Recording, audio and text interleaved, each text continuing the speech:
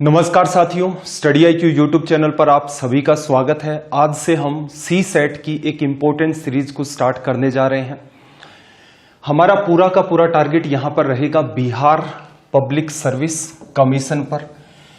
इस सी सेट की सीरीज के अंदर हम लोग सबसे पहले टारगेट करेंगे जो रिसेंट के अंदर आपकी एग्जाम्स हुई हैं उनके अंदर किस टाइप के क्वेश्चंस पूछे गए।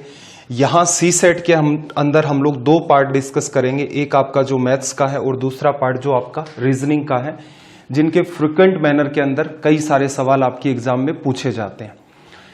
अब इसके अंदर आपको क्या क्या करवाया जाएगा, तो सबसे पहले तो जैसे मैंने आपको कहा कि पुराने पेपर जो आपके रिसेंट के एटलीस्ट 4-5 साल के जो पेपर हैं उनको तो हम लोग कवर करें। साथ ही यूपीएससी के अंदर जो सवाल पूछे गए हैं, इसके अलावा अदर स्टेट के अंदर जो इंपॉर्टेंट क्वेश्चंस पूछे गए हैं उनको भी हम लोग यहाँ पर डिस्कस करें। आपके पास भी इतना टाइम नहीं होगा कि डेली बेसिस के ऊपर आप 1.5-2 घंटे निकालें, क्योंकि काफी सारे सब्जेक्ट्स आपको और भी पढ़ने होते हैं, तो इतना काम आपको करना भी नहीं है। आपको सीधे सीधे डेली बेसिस के ऊपर इस सेट को पूरा का पूरा देखना है। फिर दूसरा आपका काम क्या रहेगा कि नेक्स्ट डे आपको यहाँ पर PDF मिल जाएगी इन सबकी। टेलीग्राम चैनल है अपना वासु स्टडी IQ नाम से। नेक्स्ट डे आपको ये करना है कि उन्हीं क्वेश्चंस को एक बार फिर से लगा देना है। उस मैनर में हम लोग पढ़ेंगे इन सारी की सारी चीजों को कि आपकी चीजें कॉमन सेंस के अंदर चली जाएं। आपको उस नजरिए से नहीं देखना है मैथ्स को जिस नजरिए से बैंकिंग के स्टूडेंट देखते हैं, SSC के स्टूडेंट देखते हैं, CDS के स्टूडेंट देखते हैं। और मैं आपको बताते हुए भी चलूंगा कि एक्चुअल में इन लोगों का उद्देश्य ये नहीं है कि आपको बहुत हाई फाई लेवल की मैथ्स या रीजनिंग आनी चाहिए। ये लोग सिर्फ आपका एप्टीट्यूड चेक करते हैं यहाँ पर कि आपको कोई सवाल दे रखा है, जैसी चीजें आपने 7th-8th क्लास में पढ़ रखी थी, क्या आपके वो सारी की सारी चीजें कॉमन सेंस में है और आप कितने बेहतर तरीके से उनको इजी मैनर में डील कर सकते हैं। तो ये अपनी सी सेट की सीरीज का आज पहला पार्ट है। इनकी PDF आपको वासु स्टडी IQ नाम से जो अपना टेलीग्राम चैनल है वहां पर मिल जाएगी। साथ ही स्टडी IQ के आप कोर्सेज भी बाई कर सकते हैं। स्मार्ट कोर्स अवेलेबल है UPSC के लिए भी और लगभग हर स्टेट को कवर कर रखा है। दो तरीके आपके पास कोर्स को ज्वाइन करने के लिए, या तो आप studiiq.com पर विजिट करें या फिर स्टडी IQ ऐप को आप अपने मोबाइल के अंदर इंस्टॉल करें। इसके अलावा भी स्टडी IQ आपको प्रोवाइड करवाता है SSC के कोर्सेज, बैंकिंग के courses, insurance, CDS, railway, state exam, judiciary, कई सारे कोर्सेज अवेलेबल हैं। जैसी आपकी डिमांड या आपका कोई नोन पड़ता है तो आप उन्हें सजेस्ट कर सकते हैं। मेरा खुद का भी मैथ्स के लिए एक स्मार्ट कोर्स लॉन्च किया गया है, जिसके अंदर सारी की सारी जो मैथ्स आपकी SSC, banking, railway, CSET, CDS exam, state level की एग्जाम में पूछी जाती है, एक सिस्टमेटिक मैनर में उसको डील किया गया।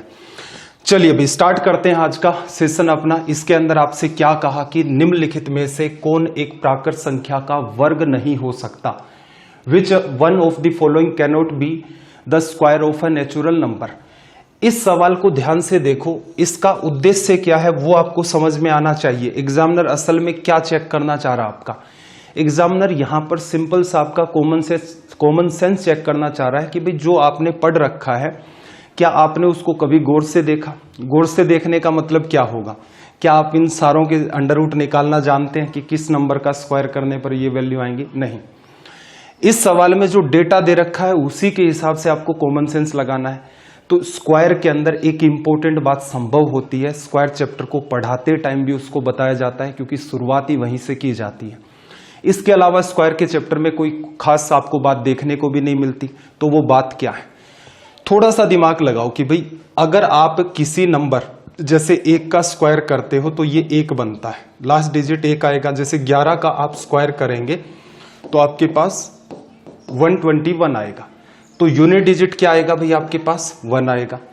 ऐसे ही आप 2 का स्क्वायर करते हैं तो 4 आता है यूनिट प्लेस पर। जैसे मैं 12 का करता हूं तो मेरे पास 144 की वजह से इकाई के स्थान पर जो डिजिट आने वाला है वो क्या होगा, 4 होगा।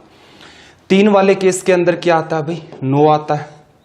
4 के केस में 4 का स्क्वायर 16 मतलब 6 आएगा। 5 के केस में क्या आएगा भाई, 25 की वजह से 5 आएगा। 6 का स्क्वायर जब आप करेंगे 36 की वजह से 6 आएगा। 7 के स्क्वायर करने पर आपके पास 49 की वजह से 9 आएगा। 8 के स्क्वायर में 64 की वजह से 4 आएगा और 9 के स्क्वायर में 81 की वजह से यहां पर आपके पास 1 आएगा। और अगर आप 10 का स्क्वायर कर देंगे तो आपको पता चल जाएगा यहां पर लास्ट में 0 मेंटेन होगा। क्या ये रीजनिंग आप पकड़ पा रहे हैं? जो खेल यहां पर उसने डेटा में दिया है और यहां जो हमने लिखा है, स्क्वायर की बहुत ही बेसिक सी बात है ये वाली। स्क्वायर चैप्टर को जब डील किया जाता है तो सबसे पहले इसी को बताया जाता है। आप कहोगे कि सर यूनिट डिजिट पर आपके पास 1 आ सकता है, सीक्वेंस में मैं लिख रहा हूं, फिर आपके पास 4 भी आ सकता है, 9 भी आ सकता है, 6 भी आ सकता है, 5 भी आ सकता है, फिर से 6 आ गया, फिर से आपके पास 9 आ गया, फिर से 4 आ गया, फिर से 1 आ गया और 0 आ सकता है।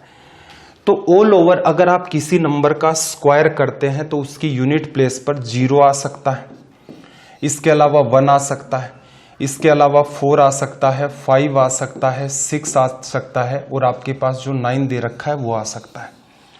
क्या इसके अलावा कोई और ऐसी वैल्यू बची जो आ सकती है? वो नहीं आ सकती। इन नंबर्स को गौर से देखना जरा, इसके लास्ट में मेंटेन कितना है? 9। तो इसका मतलब ये हो सकता, हमें चेक नहीं करना है कि किसका है क्या है, हमें बस इतना चेक करना है क्या ऐसा संभव हो सकता है। दूसरी बात आपने देखी भाई 2 तो कभी नहीं आ सकता, 6 बिल्कुल आ सकता है, 1 बिल्कुल आ सकता है।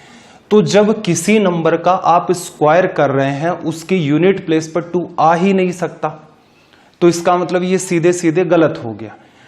बैंकिंग में अगर इस टाइप का कोई सवाल आता है, एसएससी के अंदर कोई सवाल आता, हो सकता है वो सारा का सारा डेटा उस मैनर में देता कि बच्चे को चेक भी करना पड़ता अंडर रूट लगा करके।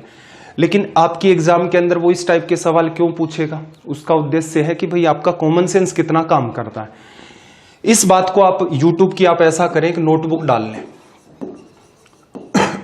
सॉरी, यूट्यूब की आप ऐसा करें कि नोटबुक डाल लें और उनके अंदर जो जो काम की बातें बीच बीच में चलती है, जैसे ये बात आपने सीख ली, स्क्वायर के नाम पर जो भी बातें पूछी जाएंगी यहां से काम चला लेंगे, या फिर ऑप्शन की हेल्प ले लेंगे, या फिर कोई जनरल अप्रोच हम लोग फॉलो कर ले जाएंगे, उसके थ्रू हमारे सवाल सोल्व हो जाएंगे। तो एक काम की बात ये आपकी यहां पर बनती है। चलिए भाई, अगले सवाल में क्या कहा कि यदि m संख्याओं का औसत n स्क्वायर है, m नंबर्स हैं और उनका एवरेज कितना है n स्क्वायर, और n नंबर्स का जो एवरेज है वो कितना है m स्क्वायर। n संख्याओं का औसत m स्क्वायर, तो आपसे पूछा कि m प्लस n जो संख्याएं हैं उनका एवरेज क्या होगा। एक सिंपल सी बात बताओ भाई, एवरेज निकालने का एकदम बेसिक तरीका क्या है? तो आप कहोगे कि सारे के सारे नंबर्स का सम ऑफ दी नंबर्स। सिंपल सी बात है, सभी संख्याओं का योग बटा में टोटल नंबर्स कितने हैं आपके, यही तो लिखा जाता है। जैसे एक एग्जांपल की बात करें कि 5, 3 और 7, इसका एवरेज क्या होगा? तो आप कहोगे 5 + 3 + 7 और नंबर कितने हैं? 3। 3 का डिवीजन कर दिया, ये लो हो गया। क्लियर है भाई, ये बात आपकी क्लियर है। अगर आपको कभी सम निकालने की नीड पड़ जाए तो आप कहोगे कि जो एवरेज दे रखा है उसको n से मल्टीप्लाई कर दो। तो छोटी सी बात यहां पर ये काम में आने वाली है, जो कि आपको पता भी है। चलिए फिर डील कर लेते हैं, घबराने वाली कोई बात थी नहीं सवाल में। देखो, m संख्याओं का औसत n स्क्वायर, अगर मैं इन m नंबर का टोटल करना चाहूं तो जितनी संख्याएं हैं उसको आप एवरेज से मल्टीप्लाई कर देंगे। एक काम हो गया, मेरे ख्याल से ये वाला आपको प्रॉपर नहीं दिख रहा होगा। चलो दूसरा पेन ले लेते हैं और थोड़ी सी थिकनेस बढ़ा लेते हैं। तो यहां पर m इंटू में आपका n स्क्वायर बन गया। इन n संख्याओं का एवरेज आपको m स्क्वायर दे रखा है, तो सम कैसे लिखोगे भाई? n इंटू में कितनी संख्याएं हैं और एवरेज कितना है। सारे के सारे जो नंबर आपको दे रखे हैं, कितने m नंबर पहले दिए, n नंबर आपको बाद में दिए, सभी का सम आपने लिख लिया और संख्याएं टोटल कितनी हो गई हमारे पास? m + n। कर दो भाई डिवीजन, एवरेज आ जाएगा। सोल्व करने के लिए क्या करना है? सोल्व करने के लिए ज्यादा तनाव लेने वाली बात है नहीं, कोई रॉकेट साइंस तो है नहीं ये वाला। इसको आप आसान भाषा में ऐसे भी तो लिख सकते हो कि पहला नंबर m इंटू में n इंटू में n।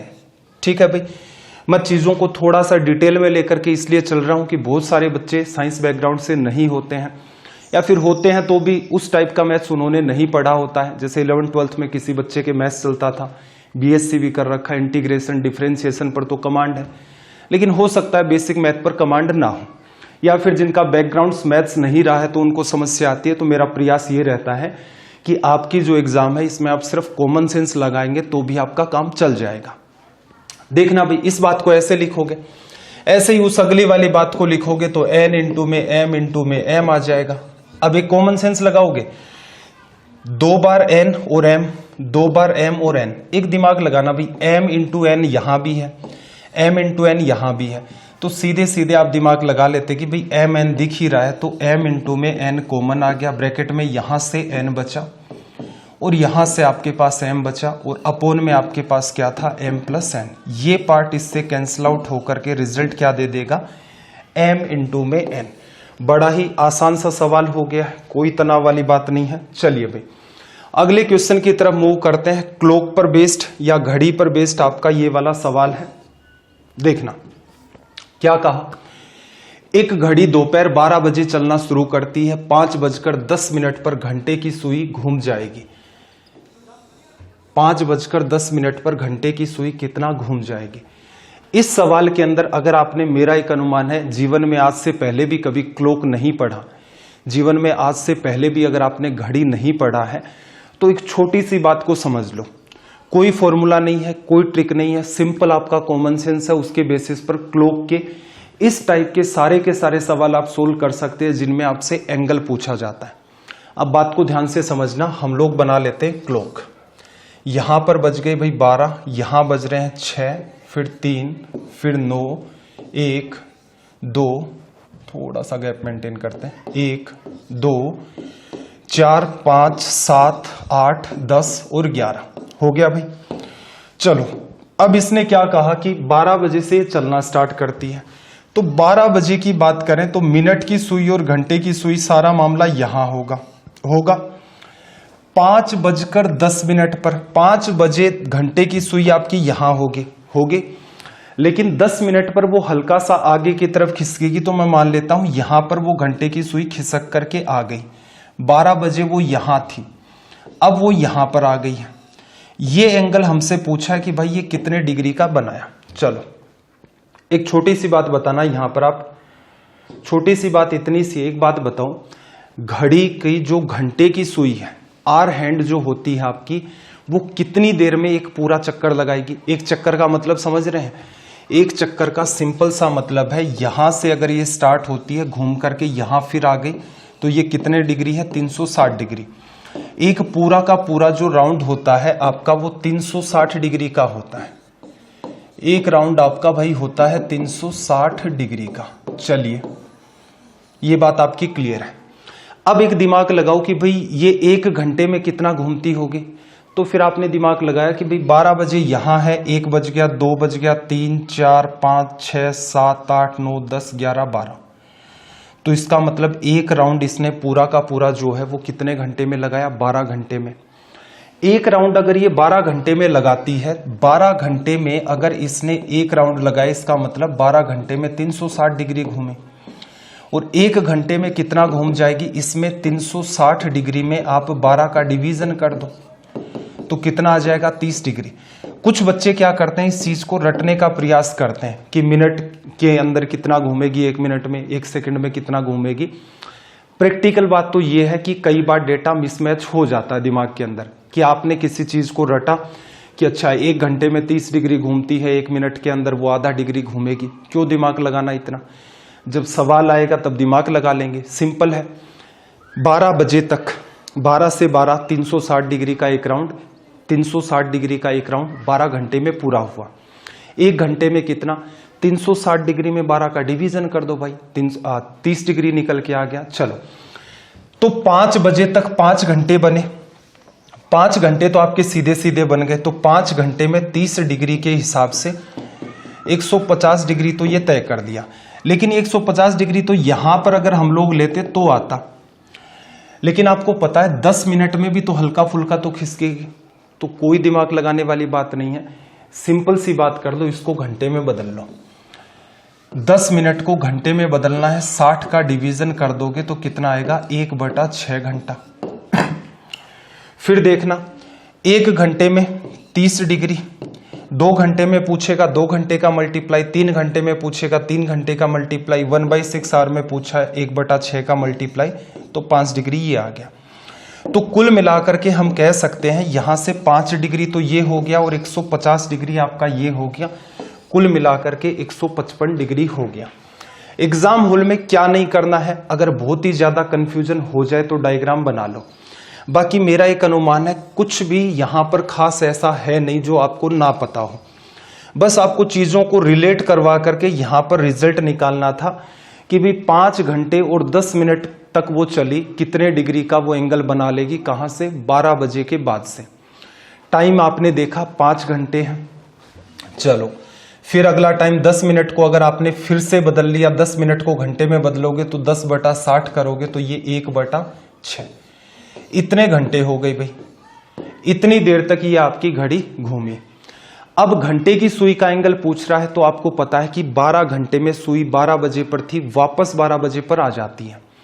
12 घंटे में कितना घूमेगी, तो आप कहोगे 12 घंटे में 360 डिग्री, एक राउंड 360 डिग्री का पता है। 1 घंटे में कितना घूमेगी, तो 360/12 कर दिया, 12/36 से 3 बार कट गया, तो आप कहोगे 30 डिग्री। 1 घंटे में 30 डिग्री हो गया, तो इतने घंटों में कितना, मल्टीप्लाई कर दो भाई यहां से सीधे सीधे, देखो 150 तो ये बन गया, और इसको इससे करोगे 6-5 बार कट जाएगा, तो 155 डिग्री। तो ये सिंपल सा कॉमन सेंस है, इसको अप्लाई करते जाओ, सवाल एकदम आसान होते जाएंगे, कोई तनाव वाली बात है नहीं। अगला सवाल देखना भाई, क्या कहा। एक स्कूल में एथलेटिक टीम के एक समूह में 21 खिलाड़ी बास्केटबॉल खेलते हैं, बास्केटबॉल टीम में है, 26 हॉकी टीम में है, 29 जो लोग हैं आपके वो फुटबॉल टीम में है। चलो एक तो डेटा इसने ये दे दिया कि बास्केटबॉल टीम में कितने हैं, हॉकी टीम में कितने हैं, फुटबॉल टीम में कितने हैं। फिर इसने कहा कि 14 अगर 14 हॉकी और बास्केटबॉल, 12 फुटबॉल और बास्केटबॉल, और इसके अलावा 15 हॉकी और बास्केटबॉल दोनों गेम खेलते हैं, डबल डबल का हो गया। 8 ऐसे लोग हैं जो तीनों के तीनों खेल खेलते हैं, तो कितने केवल फुटबॉल खेलते हैं, ओनली फुटबॉल की बात यहां पर चल रही है। तो एक बार के लिए मैं यहां पर आपको वेन डायग्राम थोड़ा सा डिटेल में एक्सप्लेन कर देता हूं। पूरा का पूरा जो वेन डायग्राम है उसको हम लोग डिटेल में डिस्कस कर लेते हैं। एक ही बार आपको समझना है, मेरा एक अनुमान है एक बार में ही बात समझ में आ जाएगी। 2 टाइप के आपके वेन डायग्राम है जो कॉमनली पूछे जाते हैं, एक आपका जिसमें सिर्फ 2 सर्कल होते हैं, और एक जो हमसे अभी पूछा गया जिसके अंदर 3 सर्कल होते हैं। असल में देखा जाए और गहराई में जाते हो तो यही पार्ट आपका सेट थ्योरी का होता है, लेकिन इसका आपको तनाव अभी के लिए नहीं लेना है। 3 वाला है तो 3 टाइप के हमारे पास गेम है, तो हम क्या कर लेते हैं, 3 यहां पर सर्कल बना लेते हैं एक दूसरे को कट करते हुए, और फिर हम लोग यहां पर एक एक की मार्किंग कर देंगे। ये वो लोग हैं जो फुटबॉल खेलते हैं, ये वो लोग हैं जो बास्केटबॉल खेलते हैं, और ये वो लोग हैं जो हॉकी खेलते हैं। क्लियर है भाई। अब यहां पर जो 3 सर्कल बने हैं इनका एक बार के लिए मतलब समझ लो, अगर आज तक भी नहीं पढ़ा तो मेरा मानना है कि वेन डायग्राम के इस सवाल में सारी बातें क्लियर हो जाएंगी। कैसे भाई, बास्केटबॉल खेलने वाले ये लोग होंगे, पूरा का पूरा इस सर्कल में जितने भी लोग हैं वो बास्केटबॉल तो खेलेंगे ही खेलेंगे। हो सकता है वो लोग हॉकी भी खेलें, हो सकता है वो लोग यहां पर फुटबॉल भी खेलें। एक एक करके और बातों को देखते हैं। जैसे कोई कहे कि सर ये वाला जो पार्ट है, ये जो इतना दिख रहा है यहां से लेकर यहां तक, ये किसको रिप्रेजेंट कर रहा है, तो फिर हम कहेंगे कि भाई ये अगर आप फुटबॉल वाला सर्कल देखते हो उसका भी हिस्सा है, बास्केटबॉल वाला सर्कल देखते हो उसका भी हिस्सा है, हॉकी वाला सर्कल देखते हो इसका भी हिस्सा है। तो इसका मतलब यहां पर वो लोग आएंगे, इस वाले पार्ट में उन लोगों को फिल किया जाएगा जो तीनों के तीनों गेम खेलते हैं। वेन डायग्राम में सबसे पहले इसी पार्ट को फिल किया जाता है। क्लियर है भाई। तो यहां पर इसने आपको क्या कहा, 8 लोग ऐसे हैं जो तीनों गेम खेलते हैं, तो कोई तनाव वाली बात नहीं भाई, 8 लोग हैं, यहां पर 8 लोगों को फिल कर दिया।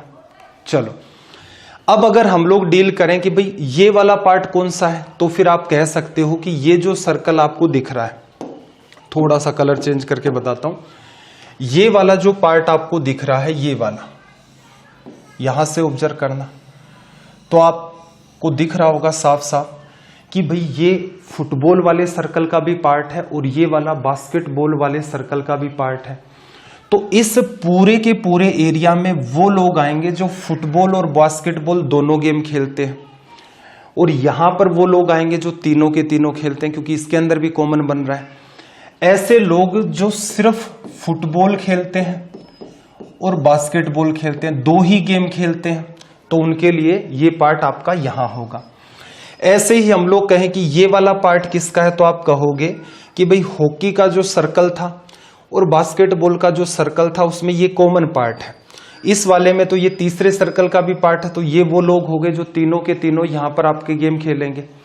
इस वाले पार्ट की बात करेंगे तो ये वो लोग हैं जो हॉकी और बास्केटबॉल दोनों गेम खेलेंगे। ये वो लोग हैं जो हॉकी और बास्केटबॉल दोनों गेम खेलेंगे। अगर इस वाले पार्ट को ऐसे ही आप फिल करोगे, ये इस सर्कल का भी पार्ट है, हॉकी वाले का भी, ये फुटबॉल वाले का भी, ये पूरा का पूरा जो पार्ट आपको दिख रहा है, तो ये वो लोग हैं जो फुटबॉल और हॉकी दोनों गेम खेलते हैं। अब एक एक करके काम इतना सा बचा है कि भाई इस डेटा को हम लोग क्या कर दें, फिल कर ले जाएं। चलो देखना, अब डबल डबल वाला पहले क्या करना है, ट्रिपल वाले को भरना है, उसके बाद डबल वाले को भरना है। देखना 14 प्लेयर ऐसे हैं जो हॉकी और बास्केटबॉल खेलते हैं, 14 खिलाड़ी ऐसे हैं जो हॉकी भी खेलते हैं और आपके बास्केटबॉल भी खेलते हैं। बास्केटबॉल ही था ना, मेरे ख्याल से बास्केटबॉल ही था। 14 प्लेयर आपके ऐसे हैं जो कि हॉकी भी खेलते हैं, बास्केटबॉल भी खेलते हैं, मतलब ये पूरा एरिया। 8 तो इसमें ऑलरेडी आ ही चुके हैं, तो बचे कितने हमारे पास पीछे, 6, फिल कर दिया। चलो अगले केस की बात करें, डबल वाले की, डबल को फिल करना है। 12 प्लेयर हॉकी और फुटबॉल और बास्केटबॉल को खेलते हैं। 12 खिलाड़ी फुटबॉल और बास्केटबॉल, 12 प्लेयर फुटबॉल ये वाला, बास्केटबॉल ये वाला। 8 आपने भर दिया तो बचा कितना है, 4। एक पैटर्न और बच गया यहां पर। इसने क्या कहा, 15 प्लेयर ऐसे हैं जो हॉकी और फुटबॉल खेलते हैं। 15 प्लेयर हॉकी और फुटबॉल, ये हॉकी का सर्कल, ये फुटबॉल का, टोटल 15। इस एरिया में 15 आना था, 8 भर दिया तो कितना बच जाएगा भाई, 7 आपके पास। ये भी फिल कर दिया। अब पूरे को मैं एक बार के लिए फिल करके आपको बता रहा हूं, फिर चर्चा करेंगे कि एग्जाम में असल में आपको क्या करना था और आपके पास क्या प्लस पॉइंट रहता है आपकी एग्जाम में। 21 प्लेयर बास्केटबॉल टीम में, बास्केटबॉल टीम का ये पूरा का पूरा सर्कल है आपका, 21 है इसमें। 8, 6, 14, 4, 18 तो आ ही चुके हैं, तो बचेंगे कितने भैया आपके पास, 3। फिर देखना जरा आगे, इसने क्या कहा कि भाई 26 खिलाड़ी हॉकी की टीम में है। चलो हॉकी वाला जो पार्ट है ये पूरा का पूरा सर्कल, इसमें कितने लोग आने चाहिए, 26। कितने आ चुके हैं, 8, 6, 14 और 7, 21 हो गया, तो बचे कितने भाई, 5 को फिल कर दिया। इसके अलावा इसने क्या कहा, 29 प्लेयर ऐसे हैं जो फुटबॉल टीम के अंदर है। 29 प्लेयर इस फुटबॉल टीम वाले एरिया में आएंगे। 7, 4, 11 और 8 कितना हो गया, 19। कितने बचे भाई, 10 लोग बचे। अब इनका अलग अलग मतलब भी एक बार समझ लो, फिर सवाल तो इतना आसान है कि सीधे सीधे आप चाहते तो डील कर लेते। ये वो प्लेयर हैं जो 3 गेम खेलते हैं, तीनों के तीनों खेलते हैं। ये 2 गेम खेलते हैं, फुटबॉल और बास्केटबॉल, फुटबॉल और हॉकी और बास्केटबॉल। ये जो 3 बचे हैं तो बास्केटबॉल वाले में है तो ये खेलेंगे ओनली बास्केटबॉल। ये 5 प्लेयर आपके पास बचे हैं तो ये क्या खेलेंगे भाई, हॉकी में बचे हैं तो ओनली हॉकी। और इसके अलावा ये जो लोग यहां पर आपको दिख रहे हैं ये क्या खेलेंगे, फुटबॉल का पार्ट है, तो इसका मतलब ये लोग ओनली फुटबॉल खेलते हैं। असल में एग्जामिनर हमसे बात भी यही पूछ रहा था कि कितने केवल फुटबॉल खेलते हैं, तो केवल फुटबॉल वाले हमारे पास कितने लोग हो गए, 10 हो गए। 10 प्लेयर हो गए, तो आप सीधे सीधे यहां पर हिट कर देते किसको भाई, 10 को।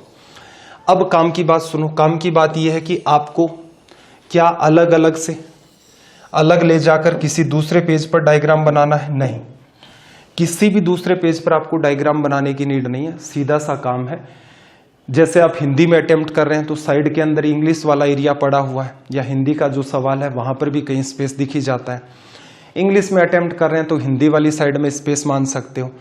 तो वहीं का वहीं आपको पता है 3 गेम दे दिए, तो सीधे के सीधे क्या किया आपने, 3 सर्कल बनाए, एक सर्कल, दूसरा सर्कल, तीसरा सर्कल, हॉकी, फुटबॉल और बास्केटबॉल। एक एक करके पहले क्या करते आप, ट्रिपल वाले पार्ट को फिल कर देते। ट्रिपल वाला कौन सा था, 8 आ गया। फिर देखो हॉकी और बास्केटबॉल, 8 आ चुका है, 14 भरना है, 6 आ गया। 12 फुटबॉल बास्केटबॉल में 8 भरना था, भर चुके हैं, 12 भरना है तो 4 बचा।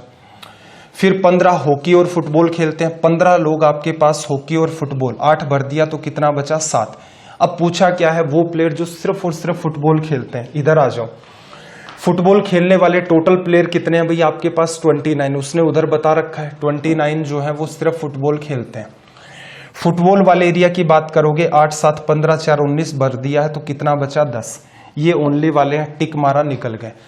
तो मेरा एक अनुमान है कि इतना सा ही खेल होता है सेट थ्योरी का, ये जो पार्ट आपका होता है, या इसे आप कहना चाहें वेन डायग्राम का पार्ट है। सीधे सीधे आप डील करेंगे, समझाने लायक जो बातें एकदम डिटेल में थी वो मैंने आपको बता दी। तो ये सीरीज आपके लिए काफी ज्यादा बेनिफिशियल साबित होने वाली है, बस आपको एक नोटबुक डालनी है। चलो भाई, आगे क्या कहा कि मोहन 25 दिन में एक काम कर सकता है जिसे सोहन 20 दिन में पूरा कर सकता है। मोहन किसी वर्क को 25 डेज में कंप्लीट कर सकता है और सोहन उसे 20 डेज में पूरा कर सकता है। दोनों 5 दिनों के लिए एक साथ श्रम करते हैं, उसके बाद मोहन काम छोड़ देता है। रिमेनिंग जो वर्क है वो सोहन कितने टाइम में करेगा। इन क्वेश्चन को डील करने का तरीका बड़ा ही आसान है।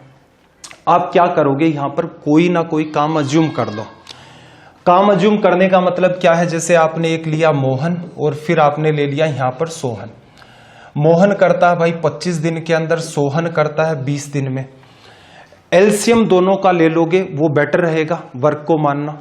तो आपने देखा भाई 25 और 20 की टेबल बोलोगे तो 100 के ऊपर मामला कॉमन है, तो दोनों का एलसीएम या लघुत्तम जब आप लोगे तो कितना निकल के आ गया 100। 100 क्या है भाई आपके पास टोटल वर्क। ये यहां पर लिखा जाता है टाइम, यहां पर लिखा जाता है टोटल वर्क। टोटल वर्क को भी आसान भाषा में ये मान लो कि 100 लड्डू खाने हैं। मोहन क्या करता है 25 दिन में 100 लड्डू खा लेता है, तो मोहन की इफिशियंसी या दक्षता की बात करें वो कितनी आएगी। तो आप कह सकते हो इफिशियंसी का मतलब ये होता है हर या डेली बेसिस पर कितना काम किया, या फिर टाइम अगर आपको घंटों में दे रखा है तो हर घंटे कितना काम किया। टाइम अगर आपको मिनट में दे रखा है तो आपका मानना होगा कि हर मिनट में जितना काम किया जाएगा वो इफिशियंसी होगी। 100 लड्डू मोहन ने 25 दिनों के अंदर खाए, तो हर रोज कितने, 100 में 25 का भाग दे दोगे 4। ये मोहन की रोज की इफिशियंसी है। सोहन 20 लड्डू 100 दिन में खाता है, तो हर रोज कितने खाएगा भाई 5 लड्डू खा लेगा। चलो अब बात को समझना ध्यान से। दोनों ने एक साथ 5 दिन के लिए वर्क किया। 5 दिन में क्या होगा, मोहन हर रोज 4 लड्डू खाएगा और सोहन हर रोज 5 लड्डू खाएगा, तो 45 लड्डू दोनों मिलकर करके, मतलब 45 जो आपके पास लड्डू हैं दोनों ने मिलकर के 5 दिन में खत्म कर दिए। काम था क्या, काम था 100 लड्डू खाने थे। तो रिमेनिंग वर्क जो हमारे पास बचा, रिमेनिंग वर्क जो बचा 100 में से 45 लेस कर दोगे 55। अब आपसे एग्जामिनर कह रहा है कि भाई अगर सोहन को लगा दे इसी काम के ऊपर तो सोहन कितने टाइम में, रिमेनिंग वर्क को, इस शब्द के ऊपर थोड़ा फोकस रखना। कई बार क्या है बच्चे इस बात को फोकस ही नहीं करते। कई बार एग्जामिनर यहां पूछ लेता है कि पूरा काम कितने दिन में खत्म हुआ। कई बार एग्जामिनर आपसे पूछ लेता है कि जो रिमेनिंग वर्क है वो आपका कितने टाइम में पूरा हुआ। तो इसका विशेष ध्यान रखोगे। 55 लड्डू खाने हैं, बारी किसकी है भाई, सोहन की। सोहन हर रोज कितने खाता है, सोहन हर रोज 5 खाता है, तो कितने दिन में खत्म कर देगा, 11 दिन के अंदर। तो मेरा एक अनुमान है टाइम एंड वर्क के अंदर ये एक सिंपल सा पैटर्न बनता है, बिना कोई तनाव लिए बड़े ही इजी मैनर में आप इसे डील कर सकते हैं। चलो भाई, एक आपका पैटर्न है इक्वेशन पर बेस्ड सॉरी भाई, एक पैटर्न आपका इक्वेशन पर बेस्ड दिया गया है। Given that 217x plus 131y बराबर 913, 131x प्लस 217y बराबर 827। तो x और y की आपसे वैल्यू पूछी गई है। अब यहां पर मेनली जो बच्चे, फिर से वही बात घूम फिर करके आएगी भाई, जिन्होंने मैथ्स के ऊपर बहुत ज्यादा काम नहीं कर रखा है वो बच्चे ये सोच लेते हैं कि इक्वेशन का पार्ट है इसको छोड़ देते हैं। छोड़ना नहीं है, छोड़ना समाधान नहीं है। बहुत बेहतर नहीं कर सकते हैं तो बेहतर करने का प्रयास तो कर ही सकते हैं। तो यहां पर आप थोड़ा सा ऑब्जर्व करना, ये जो इक्वेशन होती है कई बार वो स्पेसिफिक पैटर्न को फोकस कर लेता है।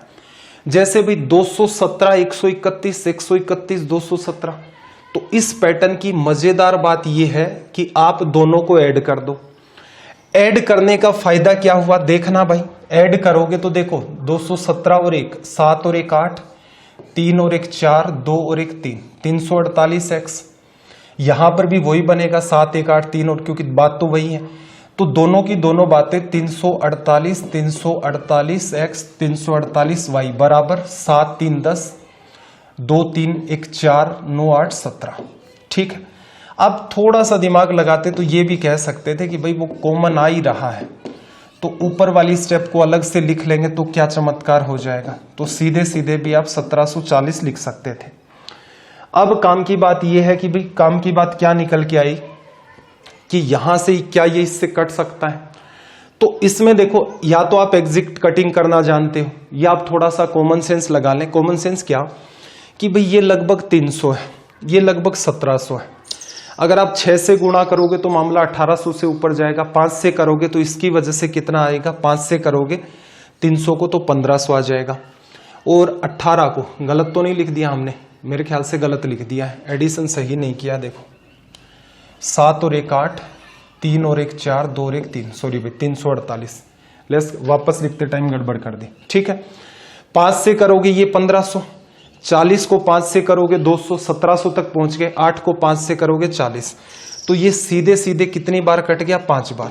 अगर इसमें आप कंफर्ट नहीं है, कोई तनाव नहीं लेना है भाई, जो आपको ठीक लगे कि पहले 2 से काटोगे, 4 से काटोगे, उससे काट लो, फिर 3 से कटता हुआ दिख रहा है उससे कैंसिल आउट कर दोगे तो भी बात बन जाएगी। मोटा मोटी बात ये बन रही है कि भाई x प्लस वाई का मान जो है वो क्या है, 5। क्या ये आप दिमाग ऑप्शन से भी लगा सकते हैं, क्या x प्लस वाई 5 बन रहा है, नहीं बन रहा, 12 बन रहा है, -12 बन रहा है, 7 बन रहा है, तो एक ही ऑप्शन आपके पास बना, ये करेक्ट है। अब ई ऑप्शन से क्या है, थोड़ा सा जो मामला है वो तनावपूर्ण बन रहा है कि सर हमें क्या पता चलेगा। देखो वैसे तो ये जो आपकी एग्जाम्स होते हैं इसमें एग्जामिनर का उद्देश्य आपकी मैथ्स को चेक करना नहीं है। अगर मैथ्स का ऐसा ही सिनेरियो होता तो जाहिर सी बात है वो अलग से एक पेपर और डिजाइन करता, जैसे एसएससी में होता है पूरा का पूरा एक पेपर बड़ा सा, प्री में भी मेंस में भी, ऐसे ही बैंकिंग में भी होता है, सीडीएस के अंदर भी चलता है।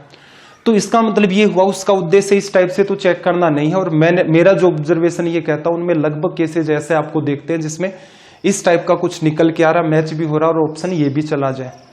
तो या तो आप उसको हिट मार लो, हिट नहीं भी मारो तो फिर दूसरा केस क्या है, x की वैल्यू आपने 3 और y की वैल्यू 2 रखी है, उसको एक बार किसी पार्ट में रख करके, जैसे टाइम बच रहा है और आप कोई भी रिस्क नहीं लेना चाहते हैं तो एक बार रख लो। x की वैल्यू 3 है तो इसको 3 से करोगे 3 और 13 3 39, y की वैल्यू 2 है तो 217 गुणा 2 तो 438, तो 8 और 3 कितना बन गया भाई हमारे पास, 1 मिनट, x और y की वैल्यू हमारे पास कितनी आ गई, x की वैल्यू 3 39 और y की वैल्यू जो है वो 8 3 11, 9 3 12 और 1 13, 4 3 7 और एक आपके पास कितना बन गया भाई 10। 1 मिनट, गड़बड़ तो नहीं कर रहे हैं कहीं कैलकुलेशन में, 393 हो गया है। y की वैल्यू हमारे पास 438 नहीं है मेरे भाई, 438 नहीं है, कैलकुलेशन गड़बड़ कर दी ना, 434 है। तो 4 और 7 9 3 12, 4 3 7 और 1 8, ये हो गया। आपका और ज्यादा मन कर रहा है पहले वाले में भी रख लो भाई, 3 और 2 217 को जब आप 3 से करेंगे तो 17 34 51, 3 का 600 और उसको डबल करोगे तो वो 262 आ जाएगा। दोनों का एडिशन करोगे 3 6 5 11, 6 2 8 और 1 9, तो रिजल्ट कितना आ गया 913। तो ये वाली बात जो है यहाँ पर सीधे सीधे इस पैटर्न को जस्टिफाई कर जाएगी। मेरा एक अनुमान है कि यहां तक आपको बात अच्छे तरीके से समझ आ गई होगी। चलिए भाई अगला सवाल देखना, ये वाला जो पैटर्न होता है अमूमन बच्चे इसको देख करके घबरा जाते हैं कि बाप रे अलजेब्रा पूछ डाला या कोई अजीबोगरीब पैटर्न पूछ डाला, नहीं ये आसान है। इस पूरे सवाल को अगर आप रैंडम देखेंगे तो ये लगेगा भाई मुश्किल सा मामला है। एक थोड़ा सा कॉमन सेंस लगा करके जो वैल्यू दे रखी है उनको देखो, 598 479, 598 479, 598 479, तो बेटर क्या है जो पहले आपको वैल्यू दे रखी है 579 उसको x मान लिया, दूसरी को y मान लिया, ये बन गया, माइनस अगली जो वैल्यू है आपको x दे रखी है, ये y दे रखी है, इसका स्क्वायर, और नीचे जो पार्ट है वो क्या दे रखा आपको x इंटू में y लिखा जा सकता है। चलिए भाई अब हम लोग डील कर लेते हैं यहां पर, ये सिंपल से देखो अलजेब्रा डिटेल में पढ़ना मैं आपको वैसे ही सजेस्ट नहीं करूंगा कि आपके पास नंबर ऑफ सब्जेक्ट्स बहुत सारे होते हैं और सारा का सारा खेल जो है, जो सारा जिसके ऊपर दावेदारी चलती है वो उसी पार्ट की है, तो सी सेट को बहुत ज्यादा टाइम आप नहीं दे पाएंगे। अलजेब्रा में गिने चुने 2-4 फॉर्मूले हैं, जैसे एक तो इसका फॉर्मूला, एक इसका फॉर्मूला, एक X square minus Y square जिसे आप X plus Y into X minus Y लिखते हैं, तो 3 फॉर्मूले हो गए, ये 3 तो आते हैं। 2 फॉर्मूले आपके बनेंगे क्यूब के। 5 फॉर्मूले ध्यान रख लो जिनमें 3 लगभग हर बच्चे को याद ही रहते हैं। अलजेब्रा के नाम पर और इस टाइप का जो सिंप्लीफिकेशन होता है इसके नाम पर आपको बिल्कुल भी तनाव लेने की नीड नहीं होगी। इसको सोल्व करोगे क्या आएगा, इसको सोल्व करोगे तो X square plus Y square plus का 2xy। फायदा यही होता, हमेशा वैल्यू को चेंज कर दोगे तो मामला आसान होगा। तो ये X square Y square minus का 2xy अपोन में आपके पास क्या निकल के आ गया भाई xy। सोल्व कर ले इसको आगे। देखो एक्स स्क्वायर से एक्स स्क्वायर कटा, वाई स्क्वायर से वाई स्क्वायर कटा, 2xy minus minus plus 4xy और अपोन में क्या आ गया xy। रिजल्ट क्या दे देगा 4। जरूरत भी नहीं पड़ी आपको उन बातों की, ठीक है। कभी वो काम मत करने लग जाना कि पूरे के पूरे डेटा को ऐड कर दिया फिर उसका होल स्क्वायर कर रहे हो, मामला बड़ा पेचीदा हो जाएगा। तो बेटर क्या है, वैल्यूज को देखना है। वैल्यू को देखोगे तो आपको पता चलेगा कि हम लोग एक वैल्यू को x मान लेंगे, एक वैल्यू को y मान लेंगे, तो मामला आसान हो जाएगा। चलिए भाई अगले सवाल की तरफ मूव करते हैं। क्या कहा कि एक शहर की जनसंख्या 1,76,400 है, 5% की दर से सालाना बढ़ती है, तो 2 साल बाद जनसंख्या कितनी होगी। बड़ा ही आसान है, 1,76,400। ये जो पेपर हम डिस्कस कर रहे हैं जो रिसेंट के अंदर आपका बीपीएससी का एग्जाम हुआ था, बिहार पब्लिक सर्विस कमीशन का, जो जस्ट पिछले वाला ही था, उसके सारे के सारे सवाल एक ही साथ उठा करके मैं ले आया हूं। वो सारे के सारे सवाल यहां पर हम डिस्कस कर रहे हैं। जनसंख्या 5% बढ़ी, 100% ये खुद है। या तो आप ऐसा करो इसका 5% निकालो और वो इसमें ऐड कर दो, या फिर आप सीधे ही भाई 100% ये है, 5% इसका निकाल के ऐड करोगे, इससे बेटर है इसका 105% लिख दो। तो पहले साल के अंत में इतनी जनसंख्या, अब ये जितनी भी हो जाएगी इसके अंदर फिर से 5% ऐड करोगे तो ये फिर से 105% हो जाएगी। इसे जब आप सरल करोगे तो 105% को लिखने का तरीका 105/100 लिख सकते हो। आगे सरल करोगे तो फिर इसे आप 5 से काट दोगे तो ये कितना आ जाएगा 21/20। कुछ बच्चों को ये डायरेक्ट याद भी रहता, नहीं याद है कोई बात नहीं।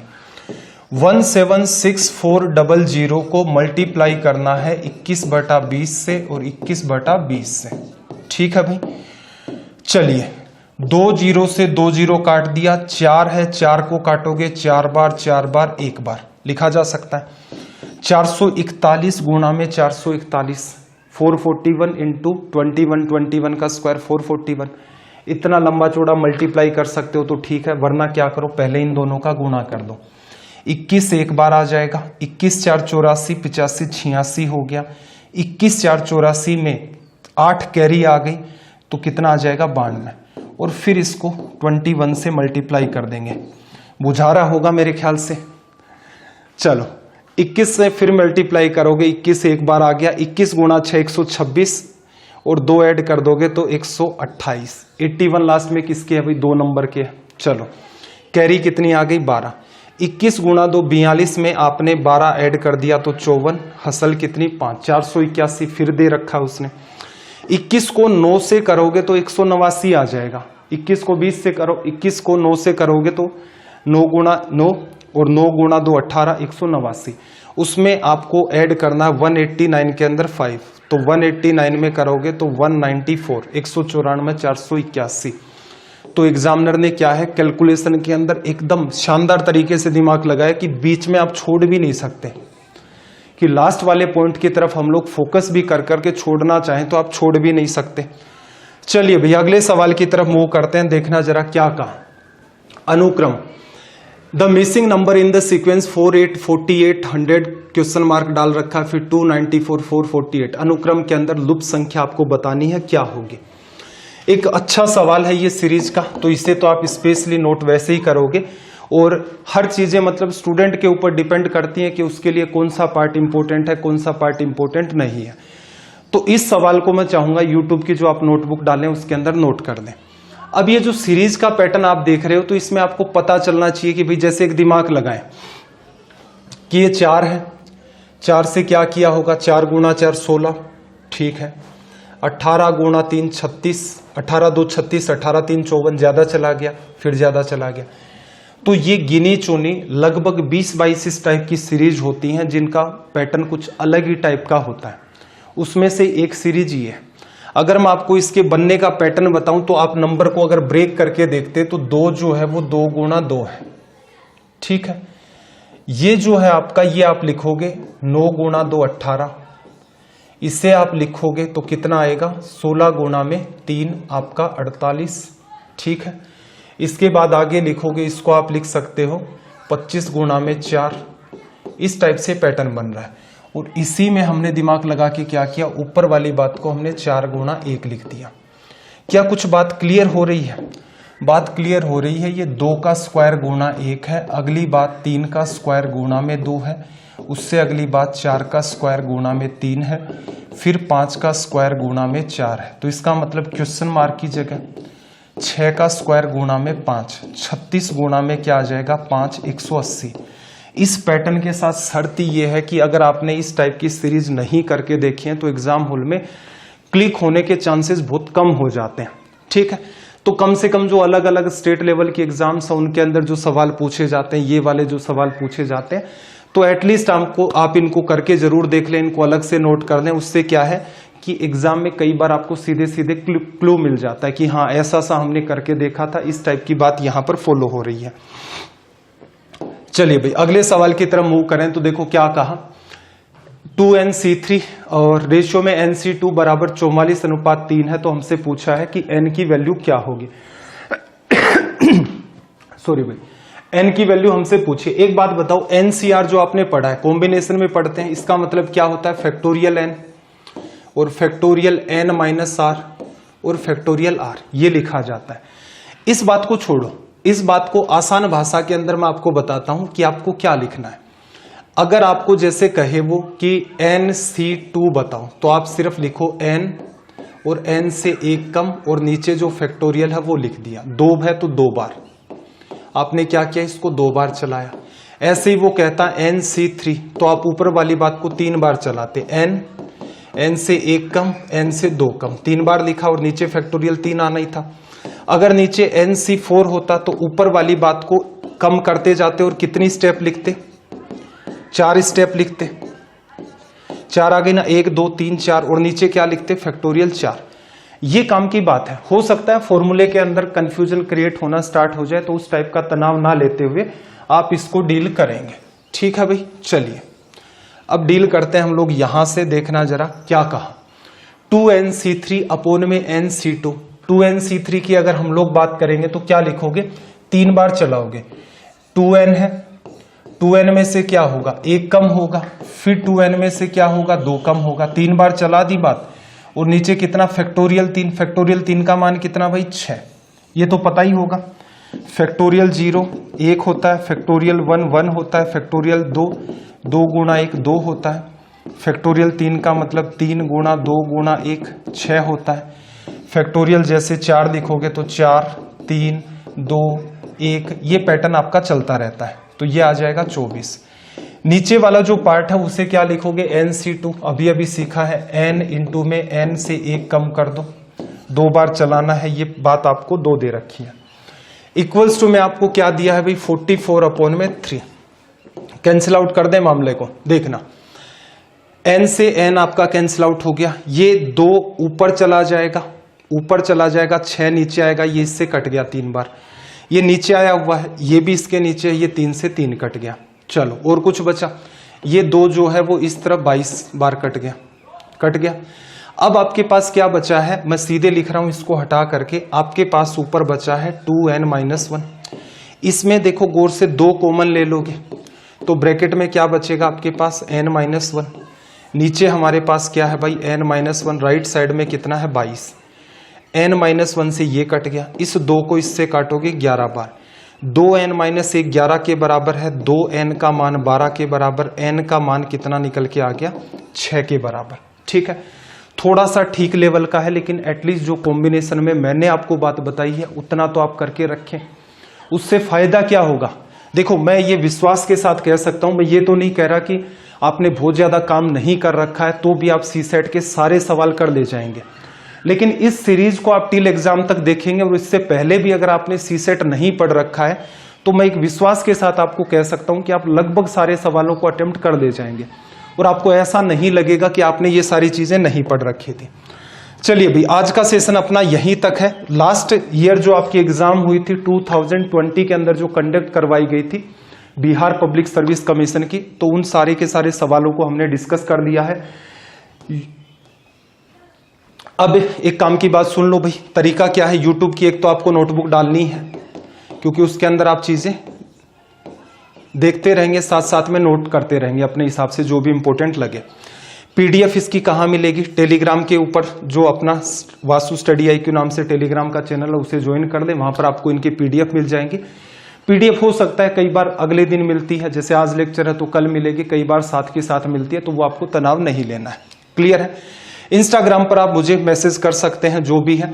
इसके अलावा स्टडी IQ के ऊपर आपको पता होगा UPSC, state PSC, SSC, bank, insurance, CDS, railway, judiciary, state level की एग्जाम्स, इनके कई सारे कोर्सेज मिलते हैं और इंडिया की बेस्ट फैकल्टी के द्वारा आपको पढ़वाया जाता है। यहाँ पर कोर्स बाई करने के 2 तरीके हैं।